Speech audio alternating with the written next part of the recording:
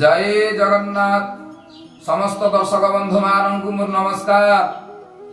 आज यही वीडियो रे आपण मानू स्वागत जनाऊँगी। चलतु जानिबा आजिर विषय रुद्राक्ष रो धार्मिक महत्व। शिव पुराण रे कहा जाइछि जे जाति धर्म वर्ण निर्विशेष रे समस्ते एवं सबुबेले रुद्राक्ष धारण करि पारिबे। रुद्राक्ष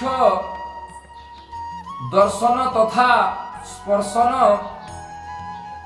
कले एवं जप कले सबु प्रकार शरीरर पाप ध्वंस हुए, यह पुराण रे वर्णित अछि।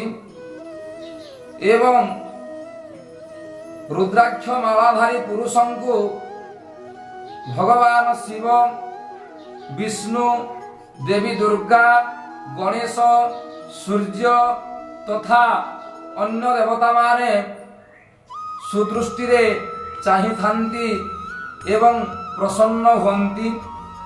रुद्राक्ष माला समस्ते धारण करिबा उचित एवं समस्ते धारण कले आपण मानकर दैनंदिन जीवन सुखमय हेबो। प्रत्येक साधना करुथिबा व्यक्ति माने रुद्राक्ष धारण करिबा उचित एवं केउमुखी रुद्राक्ष धारण कले आपणकर मंगल हेबो। जानि नियंतु एकमुखी रुद्राक्ष, पंचमुखी रुद्राक्ष, नवमुखी रुद्राक्ष, एकादशमुखी रुद्राक्ष धारण करिबा उचित।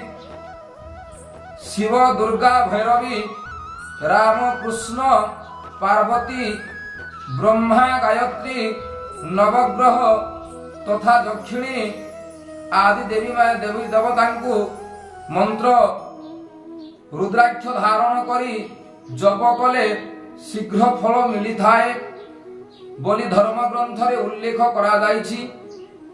एवं माला रुद्राक्ष माला पिंधि जे कोनोसी भगवान को जदि आमे पूजा करिबा आम पाखरे भगवान शुभ दृष्टि पड़िबो।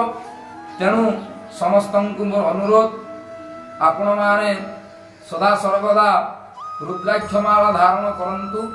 आपणकर जीवन रे सुखमय हेबे। भगवान शिवंकर आशीर्वाद आपणक ऊपर पड़िबो। अन्य देवता मानकर शुभ आशीर्वाद पड़िबो तथा एही कथा आपण माने मानिले आपण मानकर जीवन रे सुखी हेबे एवं समस्त प्रकार ग्रह दोषर मध्य रक्षा मिलिबो। आपण मानकर दैनंदिन जीवन सुखमय हेबो। एतिकी कहिबाकु चाहुथिली। जय जगन्नाथ।